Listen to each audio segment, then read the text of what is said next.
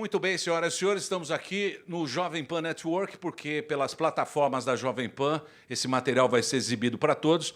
Nós estamos aqui hoje iniciando o Encontro. O Encontro é uma novidade da Jovem Pan, preparada, e hoje a gente está trazendo uma presença ilustre, que é o prefeito de São Paulo, o João Dória.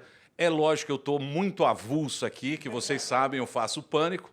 Estou aqui, eu, o Carioca, que também faz o Pânico. Verdade, estamos aqui Exatamente. hoje. Ao lado dessas feras aqui da Jovem Pan, o Augusto Nunes, professor Vila, a Verinha também e o João Dória. Eu estou aqui, eu sei por que eu e o Carioca estamos aqui. O Carioca por ser um incentivador da gestão Haddad, ele que levantou toda... Olha, o Haddad é um menino ótimo. Menino maravilhoso. Porra, até no Maluf eu fui pedir para ele ser prefeito e porra... Eu tô aqui... Eu escolhi Dilma... Duas escolhas incríveis. Haddad e Dilma. Obrigado, presidente. Eu estou aqui para a gente fazer a maioria santista. Vila, Dória e Emílio. Uma salva de palmas para o Santos. Muito bem. E gostaria de começar esse papo, esse encontro, com a perspicácia feminina da Verinha, que vai fazer a primeira pergunta, Dória. É o seguinte... Perspicácia feminina e São Paulina. Né? Vamos firmar a minoria aqui. Eu pensei que era um homem com voz de mulher, não, tô zoando. Prefeito, o senhor participou esses dias, já vamos começando, de um programa da Rede Bandeirantes que é um ciclo de debates com os presidenciáveis. Portanto, não há que se falar que o senhor não é candidato. No entanto, o senhor tem feito um discurso pelo consenso, por um candidato de consenso dos partidos aí do chamado centro em 2018. Eu queria saber se o senhor recuou, pisou um pouco no freio contra a sua ideia de acelerar sempre, ou se o senhor ainda é um postulante à presidência no ano que vem. Vera, primeiro, boa noite. Prazer estar aqui Boa noite. com vocês todos. Vila, nosso professor, outro professor aqui, o Emílio. Aliás, só tem professores aqui, né? Professor Augusto e professor Carioca também. Então, aqui é um time de professores e com boas pessoas aqui participando. Vera, olha, eu aceitei o convite da Band, participei do Canal Livre, gostei do Canal Livre, aliás, um time também de bons entrevistadores. Eu não fiz uma redução de velocidade, apenas um melhor direcionamento da velocidade. Eu já até contei isso para vocês.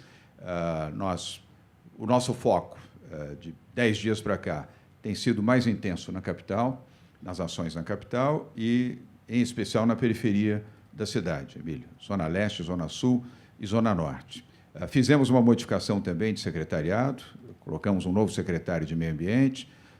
O Bruno Covas, que era o secretário das prefeituras regionais, agora é o secretário da Casa Civil, vai fazer a gestão política, muito importante, gestão política na capital, com a Câmara Municipal, no Estado, com deputados e com o governo do Estado de São Paulo, e no plano federal, com os deputados, senadores e com o próprio governo federal também e os órgãos do governo federal. O Bruno gosta disso, é uma área onde ele vai desempenhar muito bem, e com isso nós dividimos a Secretaria de Governo. O Júlio Semeghini ficou só com a gestão de governo. Então, esse foi um realinhamento.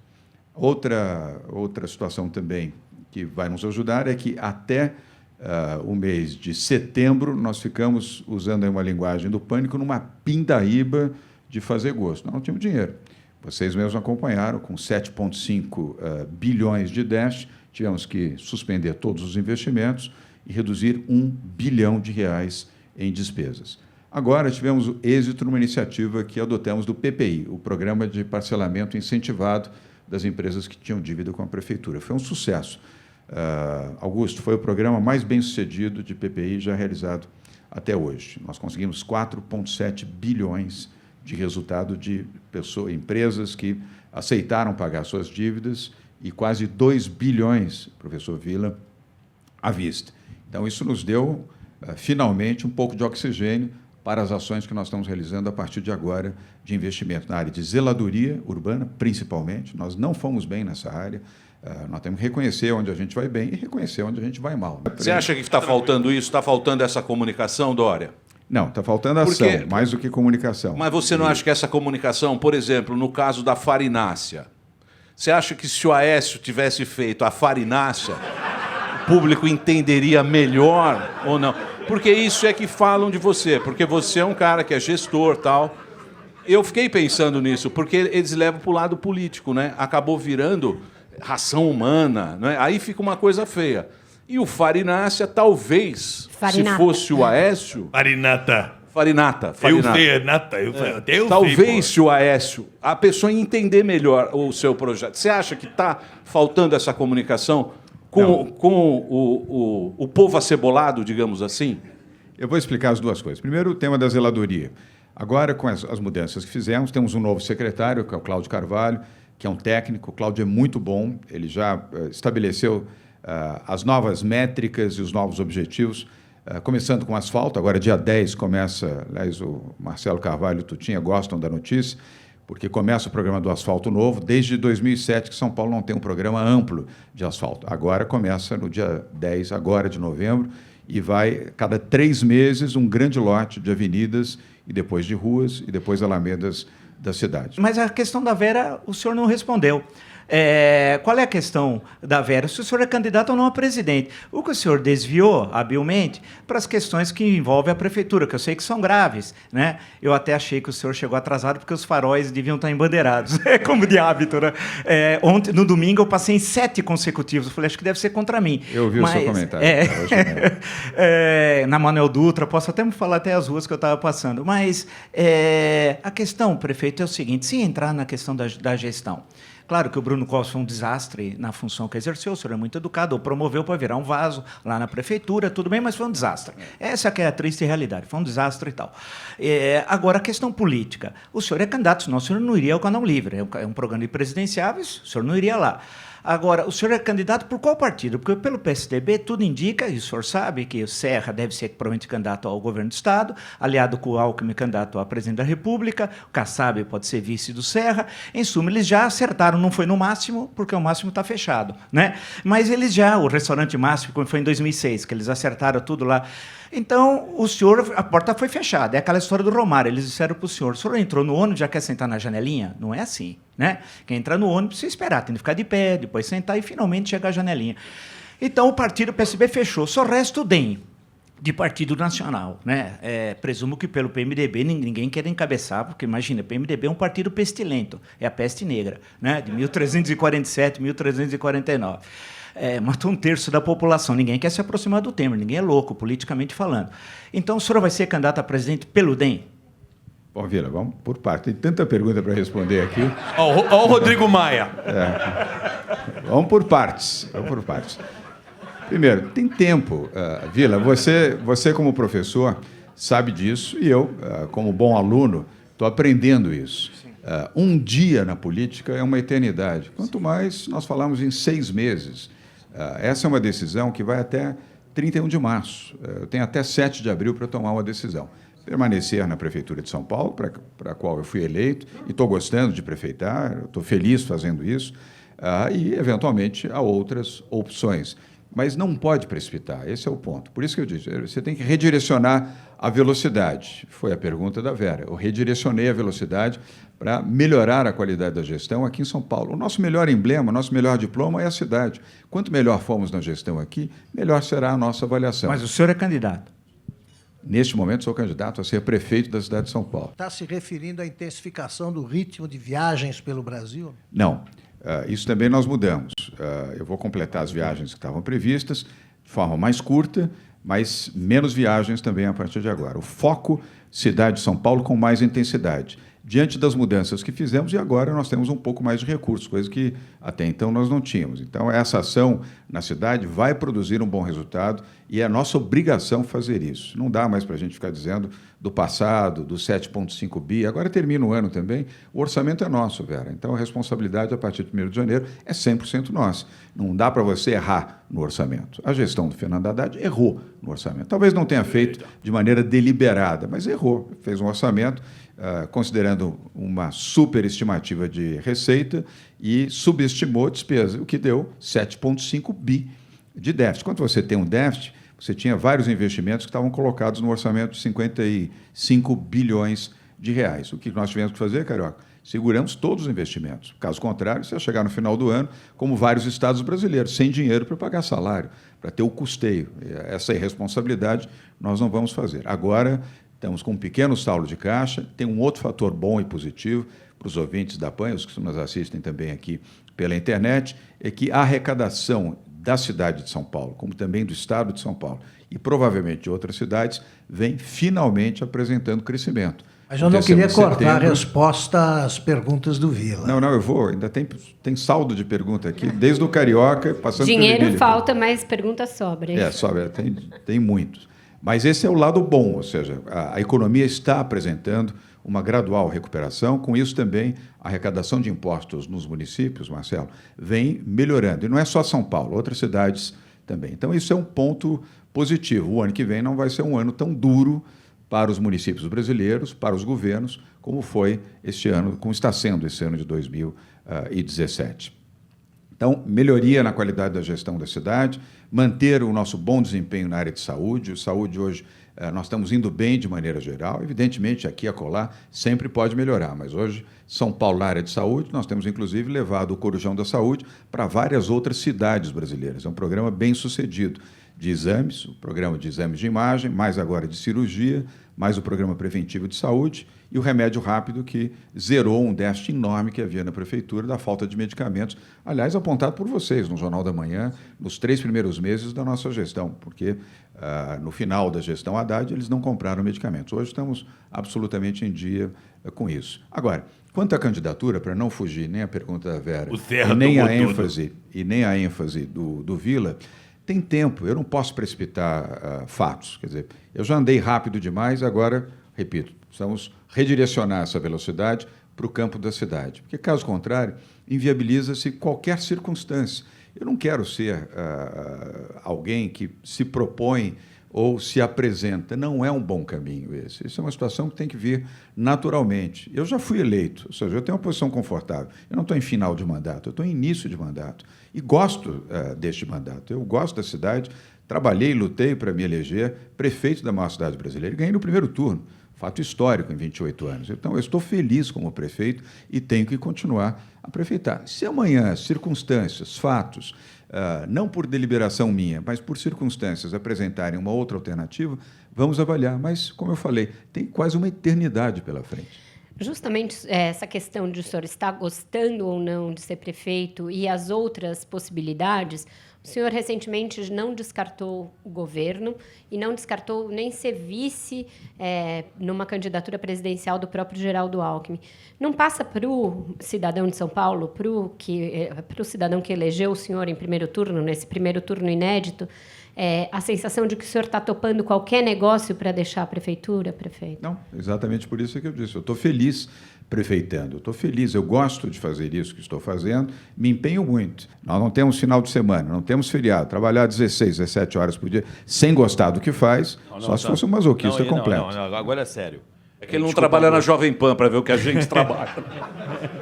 Como é que você se sente com a situação do Geraldo Alckmin, se você vira presidente? Porque todo mundo sabe aqui que nas prévias do PSDB, contra o André Matarazzo, ele ficou do seu lado e ele que apostou em você.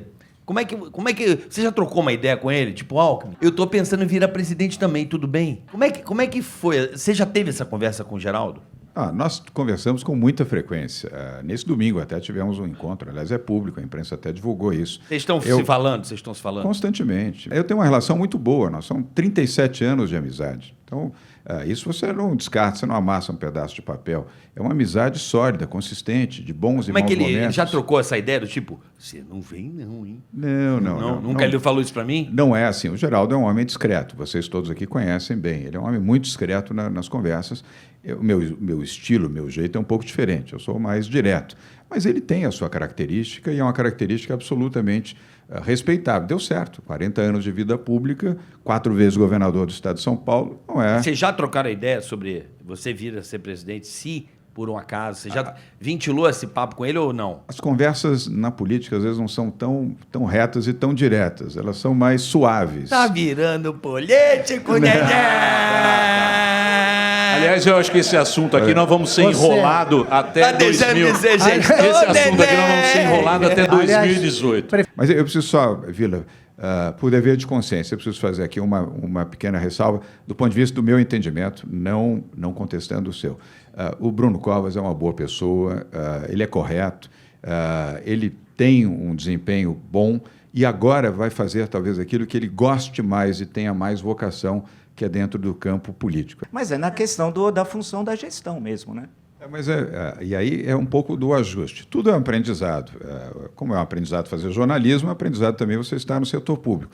Você vai modulando um pouco mais, olha, onde as pessoas podem desempenhar melhor, e há os que não desempenham nada em lugar nenhum. E esses nós temos que trocar de maneira educada, mas trocar e rapidamente. Eu fiz isso já, foram 4 trocas de secretários. Não quero desqualificar os que saíram, mas não estavam, talvez, adequados ao ritmo que nós desejamos. O Bruno, agora, na área política, eu tenho absoluta segurança que ele vai desempenhar ainda melhor o seu papel. Mas é um rapaz de boa índole, bons princípios, honesto, decente, e, além de tudo, é um Covas, né? E é santista. Prefeito, agora fala-se na candidatura do José Serra ao governo de São Paulo. Não é exatamente um político novo, nem uma novidade, uma renovação. Brasília ou Transilvânia? No PSDB. Nós vamos saber. Do Temer por uma terra. O Aécio Neves também não consegue desencarnar do PSDB, continua lá no comando do partido, apesar de afastado. O PSDB fez uma campanha em São Paulo ano passado pregando o novo. O senhor era novidade na política, mas os caciques continuam sendo os mesmos de sempre. Não é uma contradição? Não, eu não fui uma contradição. Tudo que eu preguei durante a campanha eu estou fazendo agora. E faço questão, aliás, de colocar com muita clareza que as propostas que nós estamos executando foram aquelas que eu prometi. Privatização, desestatização, não é fácil fazer isso num ambiente onde você tem uma Câmara Municipal com pessoas com um sentimento diametralmente oposto àquilo que eu defendo, que é desestatizar, diminuir o tamanho do Estado, tornar o Estado mais eficiente, menos corrupto, mais obrigatoriamente focado na área social e menos nas áreas onde ele não é prioritário. Por que nós vamos ser dono de autódromo? Vamos ter aí o Fórmula 1 nesse próximo final de semana, vai ser a última corrida de Fórmula 1 com o autódromo público. A partir do ano que vem ela vai continuar aqui em São Paulo. Já tem o... Até 2020 fica a Fórmula 1. Sim, mas já tem o comprador? Não, nós vamos... Essa semana, provavelmente até quinta-feira, a Câmara faz a votação em primeira instância e, a meu ver, será aprovado. Do edital, é isso que permite? Sim. E já tem grupos interessados? Muitos. A chamada manifestação prévia de interesse já tem, eu acho que, se eu não me engano, já tem 6 ou 7 para Interlagos. O AMB tem mais de 10. Para cemitérios tem mais de 15. Para os parques, acho que tem 16. Tem muitas manifestações. Será um sucesso. Eu não tenho dúvida nenhuma de que o programa de desestatização, seja para privatizar, conceder ou fazer a PPP, a participação público-privada, nós teremos muito sucesso, apesar das objeções dos partidos de esquerda. Mas esse foi um ponto que eu defendi durante a campanha. E nós estamos colocando em prática agora. E vai ser um sucesso. O PSDB é um partido misterioso. Aí eu queria que você nos ajudasse a entendê-lo, né? Durante 13 anos, eu acho que a oposição, representada pelo PSDB, o maior partido, teve o governo que toda a oposição pede a Deus. O que não faltava era motivo para criticar, atacar. Tal. Não fez isso. Ficou 13 anos de férias e se transformou também na oposição que todo governo pede a Deus. Não fez nada. Agora, quando surge um candidato, ou possível candidato tucano, não há partido mais aguerrido, né, e mais crítico do que o próprio PSDB. Isso aconteceu com você. Bastou você subir nas pesquisas e começar os ataques do PSDB. Agora vem uma queda nas pesquisas, eles deixam o prefeito sossegado. Qual é o que pretende o PSDB e como é que você pode considerar que isso seja um partido? O PT, que é dividido em facções, ele sempre se une em torno do Lula. No caso do PSDB, que não tem um programa definido, eles só brigam quando o combate é doméstico. Como é que você se sente no PSDB e o que fazer com um partido assim? Boa pergunta. O PSDB falta um grande líder, falta um Mário Covas. Né? Falta. Eu estou vivo ainda. Você tem tantas lideranças, isso é muito fracionado. Eu vou dizer uma coisa para você. Eu, como candidato nas prévias do PSDB e depois, durante a campanha, eu tomei 3 medidas no Tribunal Regional Eleitoral. 3 representações. Nenhuma de partido de oposição. As 3 do PSDB, do meu partido, assinadas pelo Alberto Goldman e pelo Zé Aníbal. Dá para entender uma coisa dessa? 2 durante as prévias do PSDB, que eu venci, inclusive o Zé Aníbal e o Goldman. E depois, durante a campanha, mais uma representação no Tribunal Regional Eleitoral, que não foi do PT, que era o partido, vamos dizer, ao qual nós estávamos de oposição, que podia ter feito, e não fez. Foi do PSDB. São coisas incongruentes. Você não tem uma grande liderança no PSDB, falta isso, a meu ver. Estou fazendo aqui uma autocrítica. Eu sou do PSDB e pretendo continuar no PSDB, quero deixar claro isso, e sou filiado ao PSDB desde 2001, porque quis, ninguém veio me trazer ficha, não me filiei para ser candidato, me filiei por gostar do PSDB e por ter figuras com as quais me identifico. Algumas que já foram e algumas que estão presentes. Mas falta uma grande liderança. É só você olhar agora... Que o PSDB era assim? Você sabia, imaginava? Agora estou sabendo melhor. Mas obviamente, quando você tem muitas figuras ilustres, cada um tem a sua sentença. Mas, prefeito, desculpe interrompê-lo. Justamente sobre isso, prefeito, quando o senhor foi duramente atacado por uma dessas lideranças recentemente, Alberto Goldman. E Alberto Goldman sempre foi muito vinculado a José Serra, e isso é de conhecimento de todos. Nenhuma liderança... É o Quércia também. É o Quércia, sim, ele foi um homem forte da segunda metade do governo Quércia e tal, quando ele saiu do Partido Comunista e voltou ao PMDB. Isso foi já em 1987. Mas a questão que eu coloco ao senhor é o seguinte: nenhuma liderança nacional, nos ataques do Goldman, saiu em sua defesa. Na semana passada, o Arthur Virgílio, nesses dias, no Jornal da Manhã, foi entrevistado. Foi na segunda-feira. Aí, mais ou menos foi o seguinte: a Vera Magalhães fez uma pergunta a ele, e ele chamou o senhor de histriônico. Se não me engano, foi histriônico. Aí, eu deixei ele falou. Aí eu perguntei outra vez: deixa eu entender o que o senhor disse, prefeito. O Arthur Virgílio hoje é prefeito de Manaus, foi senador até 2010 e tal. Eu perguntei: o senhor acha o prefeito João Dória histriônico, um político histriônico? Ele voltou a dizer: é um prefeito histriônico. E é uma liderança antiga do partido do Arthur Virgílio. Ou seja, tudo indica, e é o que aparece, que todas as grandes lideranças nacionais, nenhuma tem uma relação de simpatia em relação ao senhor como um pré-candidato, aí na questão que o Augusto levantou, como um possível pré-candidato do partido. Já disseram não para o senhor. O senhor disse que não sai do PSDB, então o senhor não vai ser candidato a presidente, é isso? Vila, não estou dizendo isso e nem o destino vai dizer, mas eu quero dizer para você o seguinte: isso já ocorreu antes. Vila, eu ganhei uma prévia dentro do PSDB sendo atacado todo dia, diariamente, todo dia, e venci. Depois de vencer as prévias do PSDB, me tornei candidato do PSDB à Prefeitura de São Paulo e continuei sendo atacado. E venci a eleição mesmo assim. E venci no primeiro turno, saí de 2%. Você, que é um bom historiador e um bom pesquisador, veja o que diziam as lideranças do PSDB quando eu me tornei o candidato pelas prévias.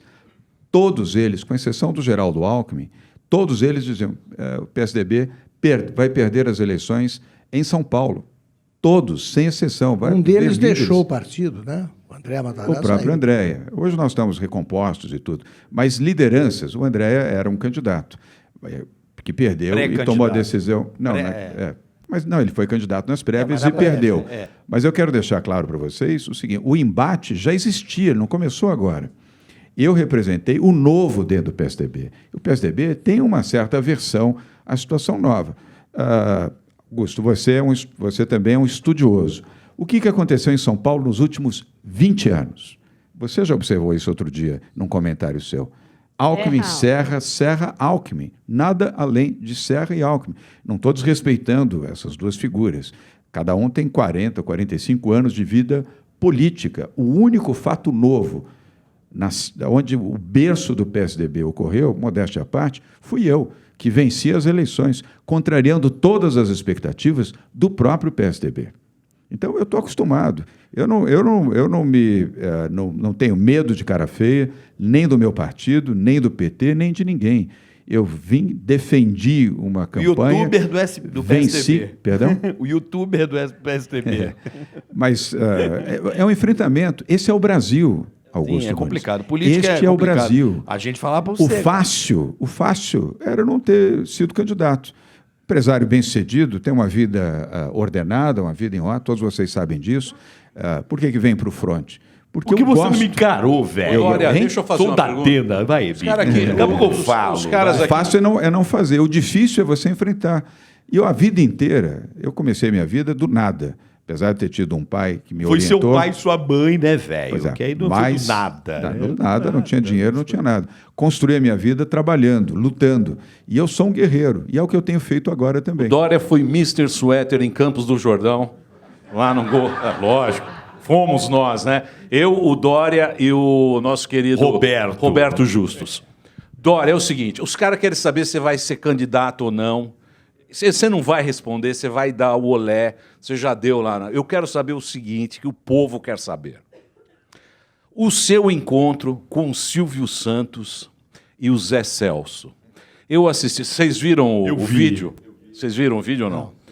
Você fazendo aquela mediação, você conciliando aquilo lá. Não, Zé, Conta alguma coisa pra gente daquela mediação que você fez com o Silvio Santos, que é viralizado aquilo lá. Eu assisti o vídeo inteiro de 30 minutos. Como é que foi? O que surgiu daquela história lá? Eu sou um conciliador, eu gosto de conciliar. Eu sou um integrador, é um pouco a minha característica. Sou muito firme, sou muito decidido, mas sou um conciliador. Eu sou um agregador a vida inteira. Eu fui muito mais fazedor de amigos do que inimigos.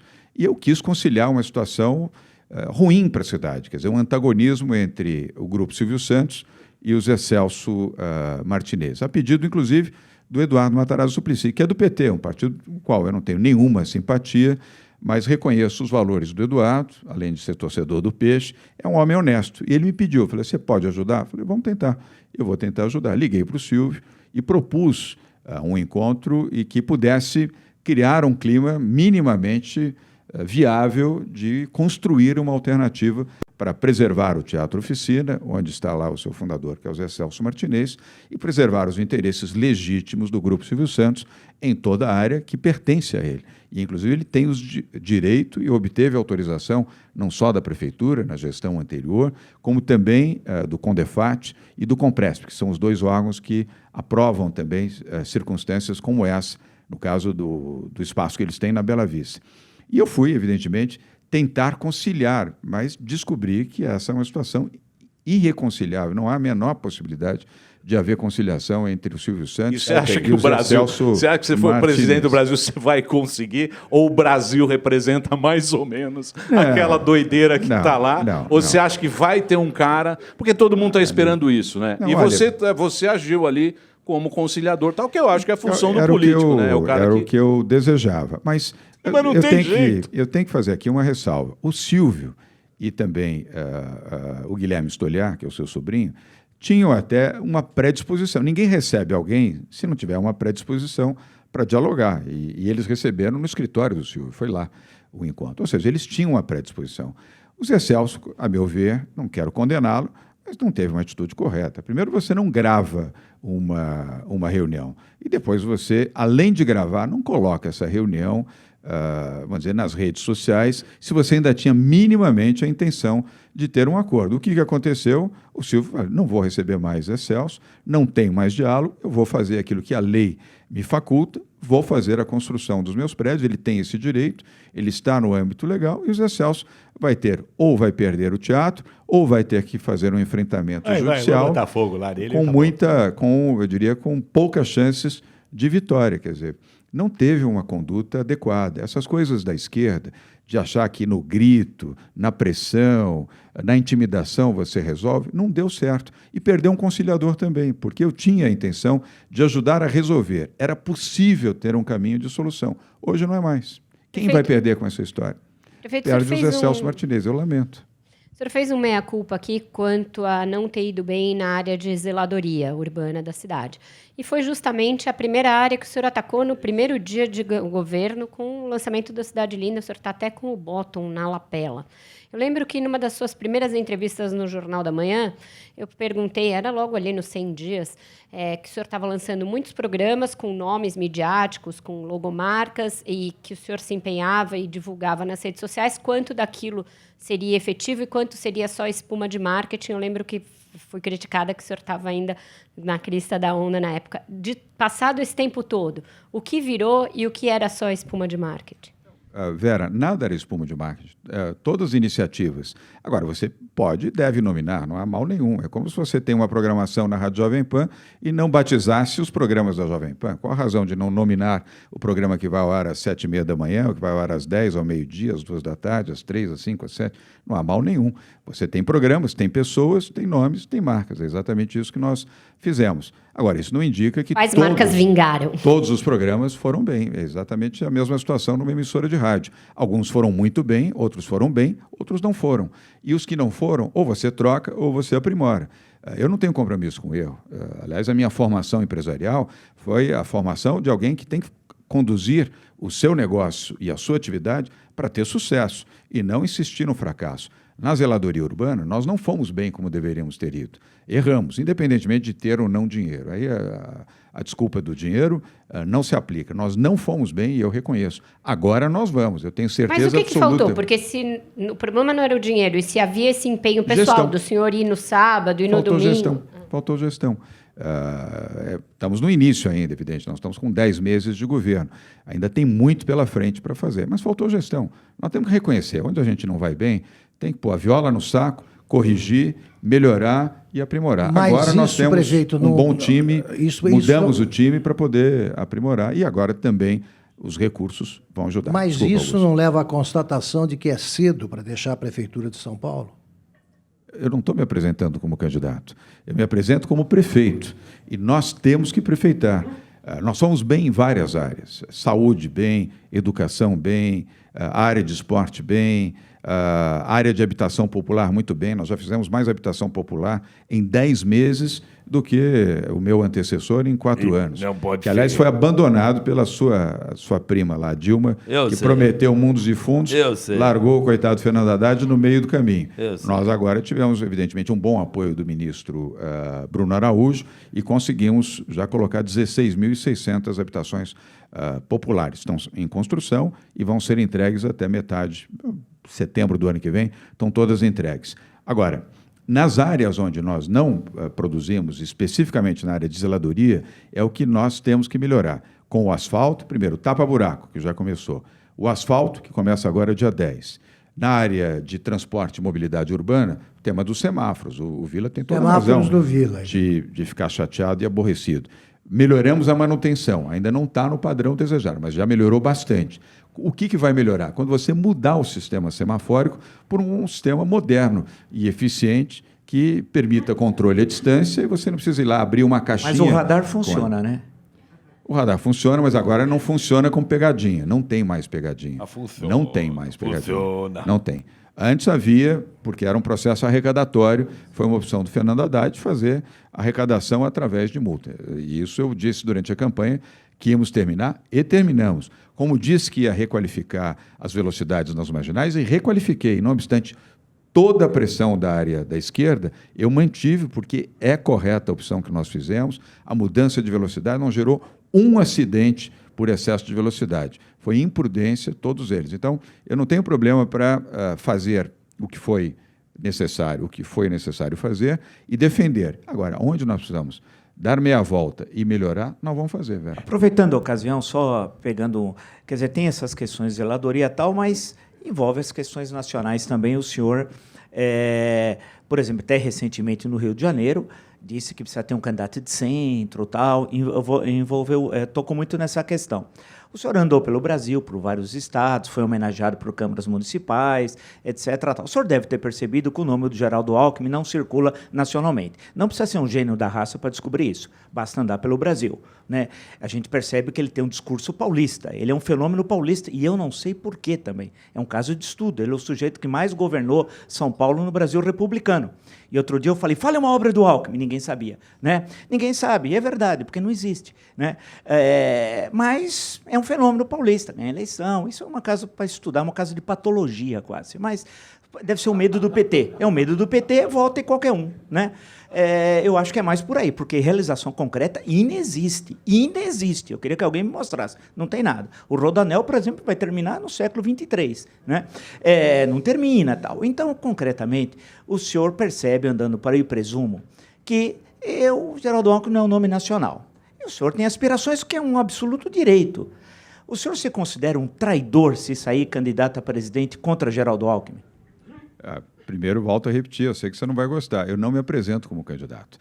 Depois, eu quero ressaltar várias qualidades do governador Geraldo Alckmin.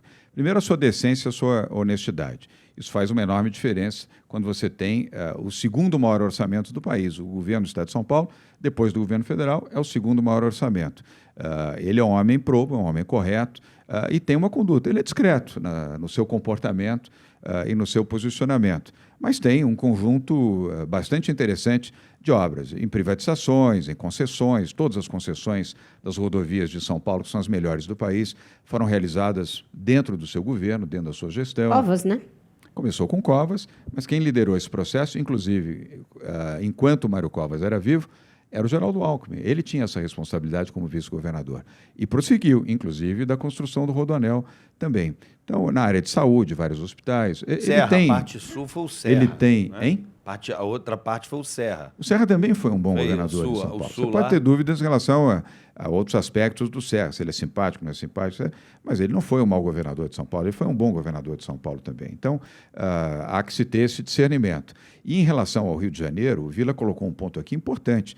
Eu volto aqui, vamos falar aqui do plano nacional, Augusto Nunes. Se os partidos de centro, ou os partidos, vamos dizer, moderados, que não estão nem à extrema esquerda e nem à extrema direita, Vera, não tiverem juízo para definir, primeiro, uma mensagem clara aos mais pobres e aos mais humildes. Mensagem clara, o que fazer com saúde, educação, geração de emprego, geração de renda, e uma plataforma para o Brasil com uma mensagem clara, e, se possível, com um candidato que agregue, aglutine 5, 6 ou talvez até 7 partidos, começa a eleição no ano que vem já derrotado. Eu queria saber o seguinte: o senhor se considera ter um projeto, caso tenha um projeto nacional, o senhor tem um projeto nacional, pode não ser nessa eleição, mas deve ser na próxima, senão o senhor não estaria viajando por todo o país, não teria ido ao exterior, né?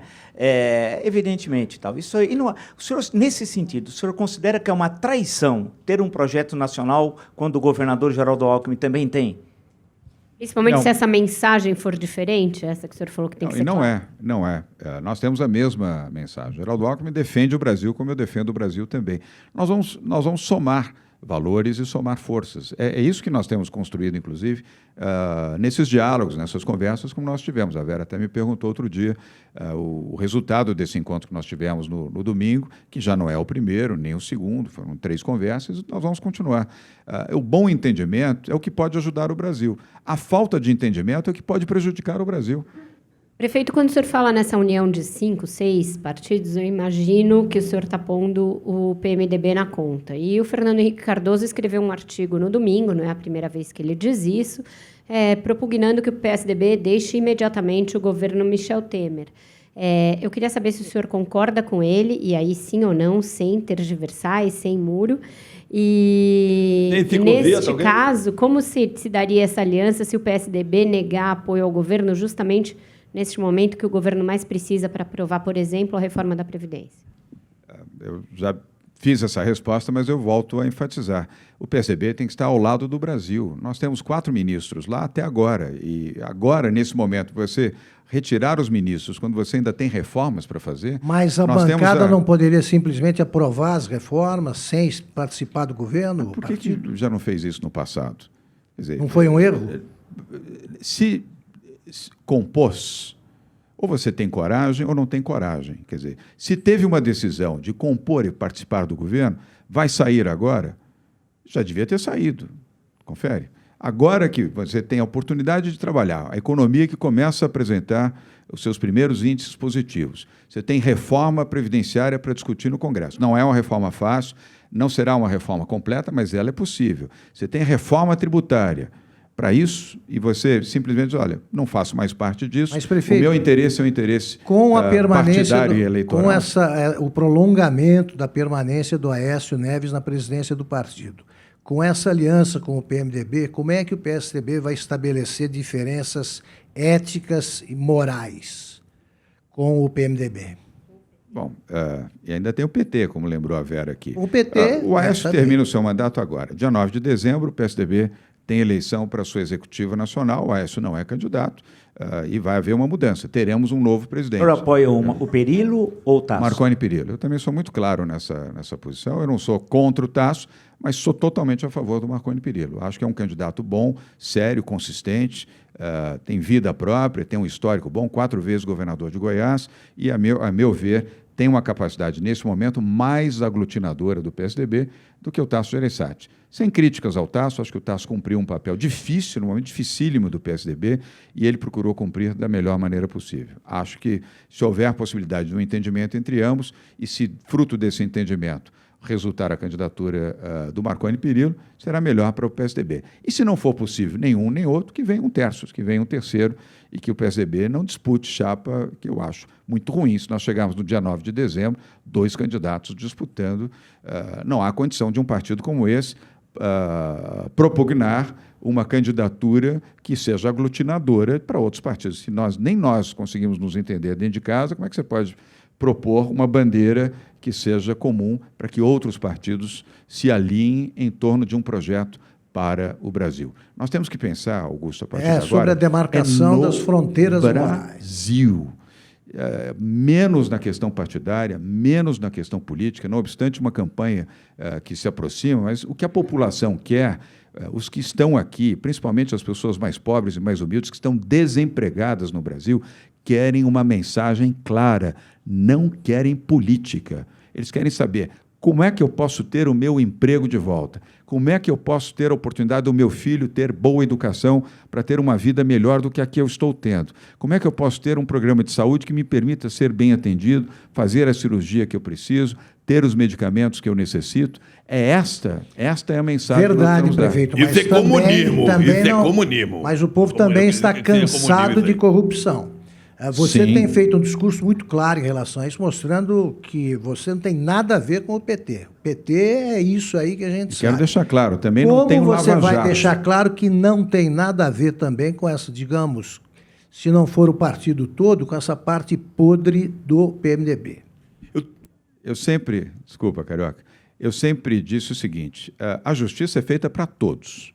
Não tem distinção, porque o fato de eu estar no PSDB, olha, a justiça para o meu partido tem que ser diferente da justiça para o Lula e para o PT, tem que ser igual. Igual, absolutamente igual. Doa a quem doer. É duro, mas é assim que tem que ser. Então, essa é a minha defesa. A justiça tem que ser para todos e ela tem que ser cumprida com o mesmo rigor, igualmente. Ô, Dória, você está falando, você fala bem, né? Como disse o professor Vila, você vai onde você quer. Mas tem um negócio aqui, que isso aqui está escrito, serei candidata... Olha a notícia que eu peguei. Peguei umas notícias lá do Dória. Está aqui, ó. Dória participa de jantar com Marcos Mion, Latino e outras celebridades. O objetivo do encontro é discutir propostas para a cultura. Ah, você vai, não vai? Você vai. Hã? Olha, são todos amigos, são pessoas... O Luciano Huck estava, não? Não. Essa pergunta que eu queria fazer. Nesse encontro ele não estava. É uma barbaridade. Eu queria perguntar pro prefeito, né, velho? Que deu sorte de eu não me candidatar, né, velho? O que você acha desse... É freak essa candidatura do Luciano Huck? Você acha que isso vai vingar? É esquisito? Eu tô achando esquisito, velho. Olha... Luciano Huck, que barbaridade. Eu falei, pô, não é possível. Carioca, olha, eu primeiro tenho que esclarecer. Eu sou amigo do Luciano há muitos anos e gosto dele. Ele é um bom rapaz, tem boa formação, boa família, é dedicado, é brasileiro, no bom sentido, ele tem preocupação com o Brasil. Mas, neste momento, eu não vejo condições ao Luciano, não falta de legitimidade, ele tem legitimidade. Porque tem uma Ele é vida gestor limpa, também. Ele não é gestor lá, conspiração... 500 empresas, bem sucedido. Não, ele tem. Tá com inveja, eu acho. Uma pequena inveja. O Luciano, eu volto a dizer, ele é uma boa pessoa, tem boa índole, tem um bom histórico, tem um passado, a meu ver, do que sei, um passado limpo, e é uma pessoa que gosta do Brasil. E está motivado em relação a essa possibilidade de ser Acho que ele está candidato. motivado mesmo, que ele está trabalhando, porque eu vi agora que ele ia se encontrar com uma pessoa hoje, eu falei... Eu até me esqueci da notícia. Vai se encontrar com o Joaquim Barbosa. Falei, não é possível. Não. Ele tem o direito de desejar. Mas é diferente quando você tem uma situação fora dos partidos. A população brasileira, isso é fato, várias vezes o Jornal da Manhã, os Pingos nos Is e outros programas da PAN já avaliaram o que é verdade. A população tem hoje muita ojeriza, ela quer distanciamento dos políticos. Já isso se manifestou em 2016 e não vai ser diferente em 2018. Mas isto não basta para você ter uma candidatura outsider, como seria a do Luciano Huck, sem nenhum envolvimento partidário, distanciamento partidário. Isso não se viabiliza de forma concreta para uma campanha presidencial. Não é, se eu, que já era filiado do PSDB, disputei com toda dificuldade dentro das prévias, e depois na própria eleição, e depois na gestão da maior cidade brasileira, imagine o Luciano, que não tem nenhum vínculo partidário com ninguém, ele vai ter muita dificuldade. Isso é um fato, isso é um fato real. E outra coisa que eu quero mencionar, dentro daquela linha de centro, se nós não tivermos um conjunto de partidos para uma candidatura fortalecida, com equilíbrio e aglutinadora e que possa ter tempo de televisão, não vai ganhar a eleição. O Luciano tem todo o direito de avançar e prosseguir nessa sua trajetória, mas ele vai perceber, nas próximas semanas, a dificuldade aumentando com uma intensidade que vai surpreendê-lo. É que você não sabe que vem aí o Louro José. Ainda não foi lançado. Muito bem, tem mais perguntas aqui? Verinha, você está quieta, Verinha? Não, tô bem aqui. Não tem mais. Professor Vila. E já foram lançados e devem se consolidar até começo do ano e tal. O Ciro Gomes pelo PDT, a Manuela pelo PCdoB, né? A Marina Silva deve se lançar candidata, mesmo bastante enfraquecida em relação a 2014 e 2010. O PT vai ter sua candidatura, né? O Lula, ou alguém em nome do Lula, deve ser candidato tal. Por outro lado, tem a candidatura de Geraldo Alckmin, que ele será de qualquer jeito candidato. Então, não tem como tergiversar sobre essa questão. O senhor, então, voltar à questão. No caso da eventualidade do senhor ver que a conjuntura é favorável no final de março do ano que vem, nessa possibilidade, o senhor participaria das primárias do PSDB contra o Geraldo Alckmin ou o senhor optaria, nesse caso, sabendo que seria derrotado, porque o Geraldo Alckmin controla a máquina, o senhor sabe disso, controla a máquina, né?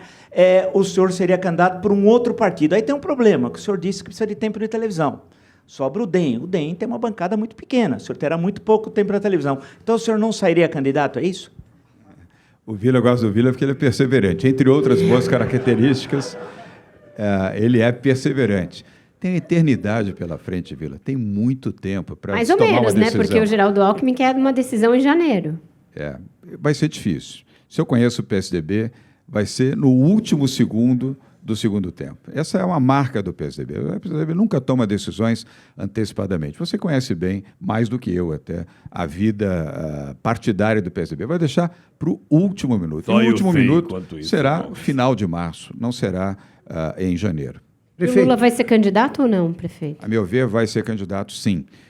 O Lula, e quer saber, é bom que seja, inclusive, e que espero que seja, e derrotado, evidentemente. Mas por que eu acho que ele será candidato? Hoje, os instrumentos jurídicos que podem ser aplicados na circunstância em que ele está, ele já é condenado em primeira instância no primeiro processo a 9 anos e meio de prisão, mas ainda tem a segunda instância. Ele precisa ser condenado, precisa ser reconfirmado e tem mais 7 outros sinais processos. Emitidos lá pelo tribunal em Porto Alegre, pela segunda instância, não são bons para ele. Não são bons para ele. Mas, juridicamente, primeiro, o Lula tem uma pleiade de advogados que gostam do Lula, que ela é surpreendente, né? Além de um que é remunerado para ser advogado dele, há outros juristas que gostam do Lula. É surpreendente, pessoas ilustradas e capazes e que ainda do direito possam acreditar num homem como esse, um mentiroso costumaz, e, além de tudo, uma pessoa que fez o que fez, seja do ponto de vista do seu patrimônio pessoal, seja do ponto de vista do que ele tirou do patrimônio geral, né, do Brasil. Mas, com instrumentos jurídicos competentes, vai ser difícil tirar o Lula desta competição. E ainda que tire, vamos imaginar a hipótese de que o Lula não consiga, por uma questão um conjunto de razões, ele seja impedido.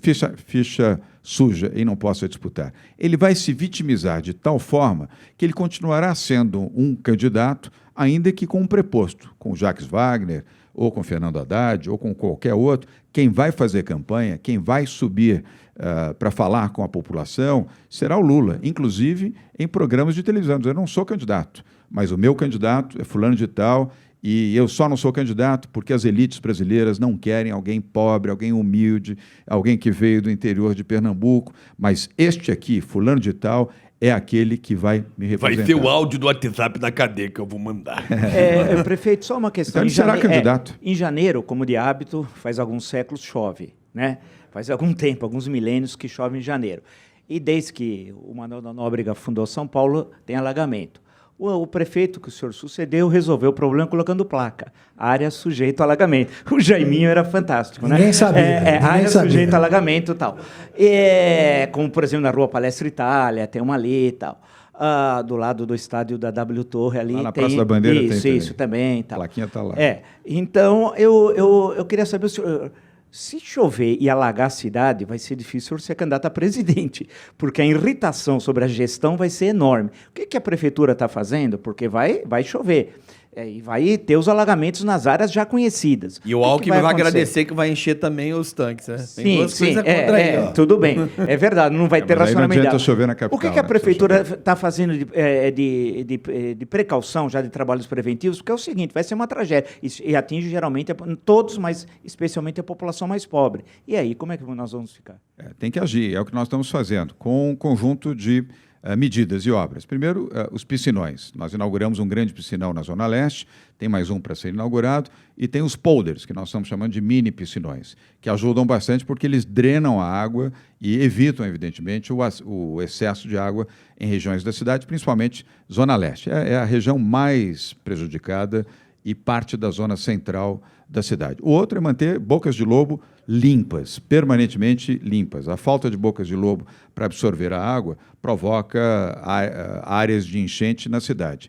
Estamos mantendo uma ação conjunta com a Sabesp, com o DAEE, porque você precisa ter o desassoreamento do Rio Tietê e também do Rio Pinheiros. E quem cuida disso é o Governo do Estado, com o Departamento de Águas e Esgotos, e a própria Sabesp. E uma ação muito eficiente com as prefeituras regionais. Esse final de semana, inclusive, iniciamos um amplo programa para desobstrução das bocas de lobo e das galerias também. E educação. Nós temos que fazer aquilo que o Fábio Santos, que está aqui, que é o nosso secretário de comunicação, já foi orientado também.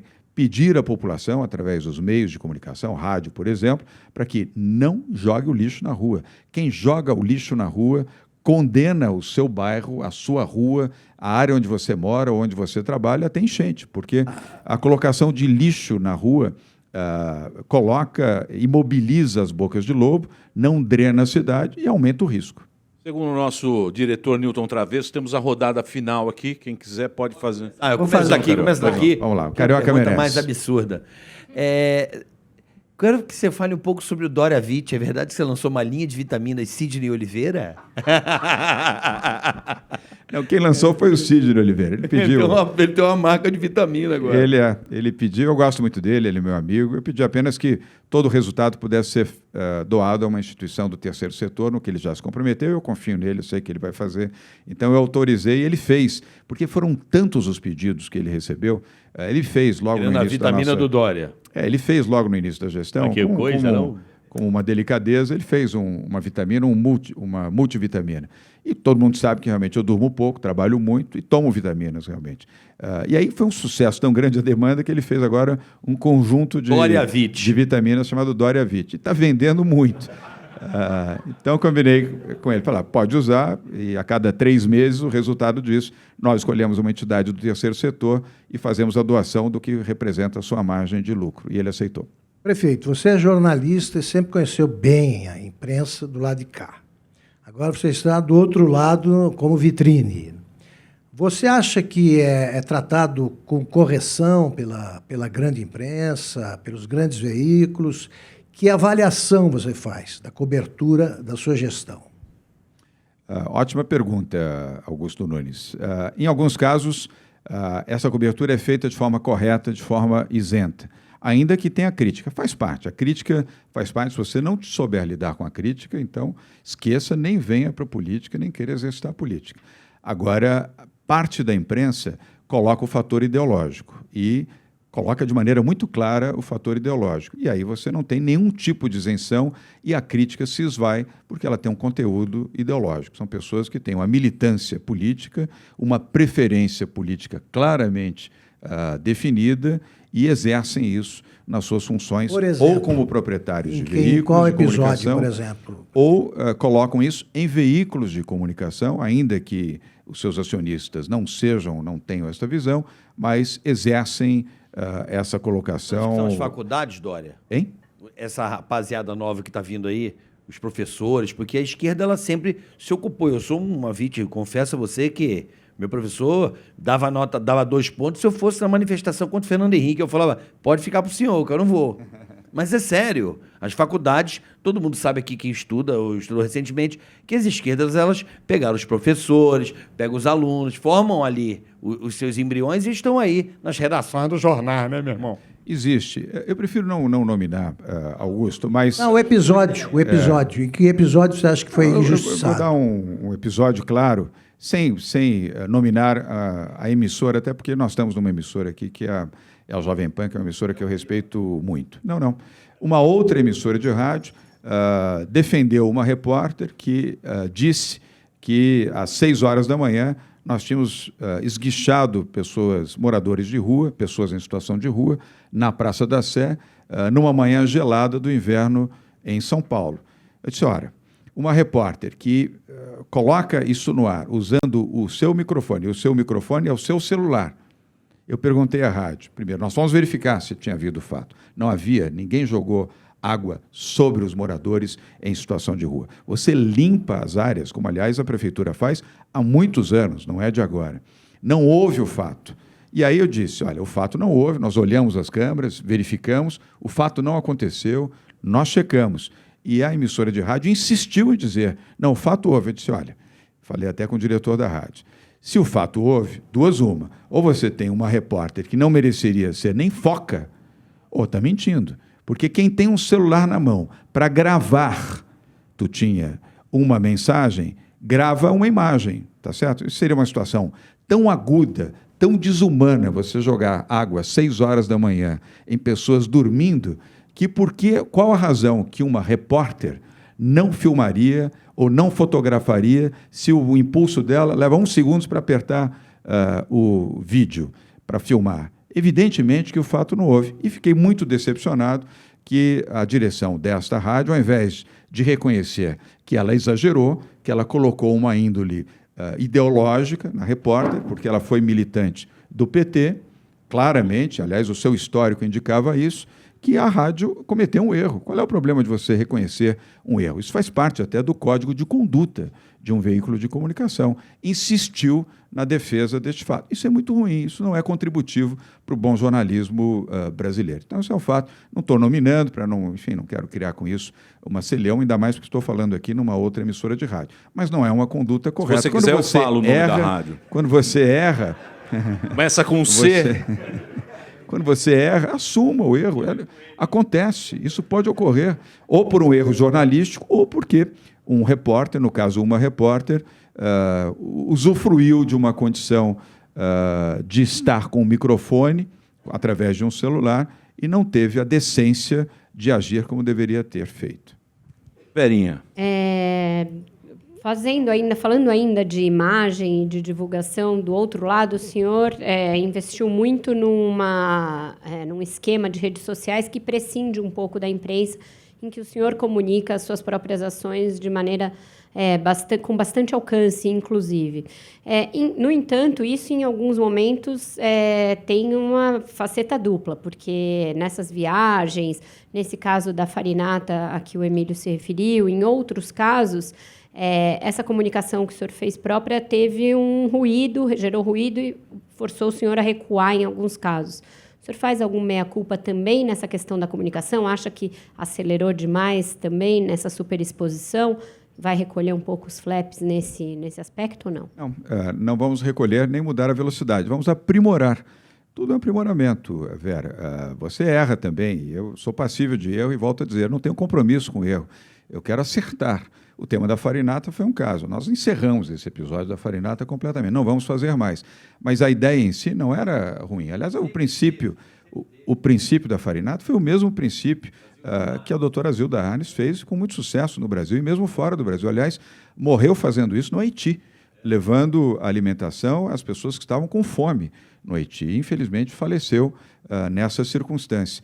Mas a comunicação não foi a comunicação adequada, e eu reconheço. Eu fui o responsável, inclusive, por isso. Eu devia ter feito uma comunicação melhor. Então, 2 passos para trás, corrigir para avançar 3 passos adiante. Agora, as redes sociais, nós vamos continuar com o mesmo ritmo e com a mesma transparência. Aliás, eu tenho transparência absoluta. Como trabalho 16, 17 horas por dia, basta você acessar o Facebook, basta você acessar o Twitter, ou acessar, enfim, qualquer dos canais das redes, que você vai saber exatamente o que eu estou fazendo todo dia, de segunda a segunda.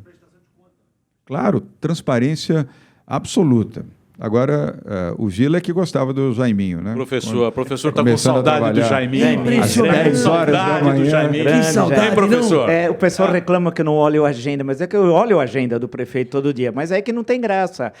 Dava graça aquela, começava a trabalhar às 10, parava meio-dia, voltava às 3 e terminava às 5. Né? Assim que é engraçado. Você não vai fazer a piada quando não tem graça. Começa a ser, termina à tarde, não tem graça. Então, aí você não vai ler a agenda. Perdeu a graça. Né? Então, estragou minha piada. Né?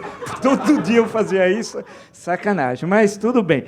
Mas, prefeito, muito rapidamente, política é momento. Né? A eleição de 1989, a Horácio Squercia teve todas as condições para ganhar a eleição.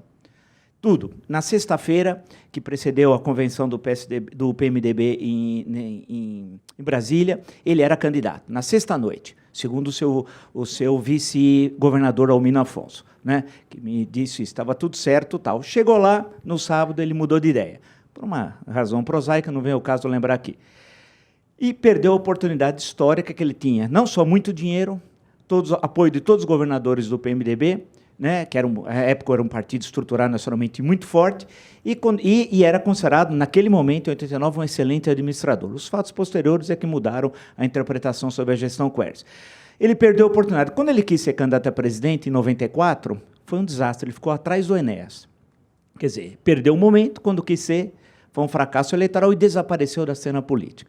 O senhor, tudo indica, tem a oportunidade agora, né? Sem ser monotemático, dia 8 de abril, eu posso dizer que o senhor continua prefeito de São Paulo? O tempo dirá, Vila. O tempo dirá. Ele não é monotemático, mas continua sendo. Né? O Vila é perseverante. Aliás, está certo, o bom jornalista tem que ser perseverante mesmo nas suas ideias. O tempo dirá, Vila. Bom, queria agradecer o Flames aqui, onde a gente teve o auditório que a gente levou para vocês aí da Rede Jovem Pan. Agradecer o Carioca, o Augusto, a Vera, o professor Vila e ao João Dória, que veio aqui com esse bate-papo, esse encontro com o Dória aqui pela Jovem Pan. Muito obrigado a todos. Obrigado, pessoal. Boa noite. Obrigado.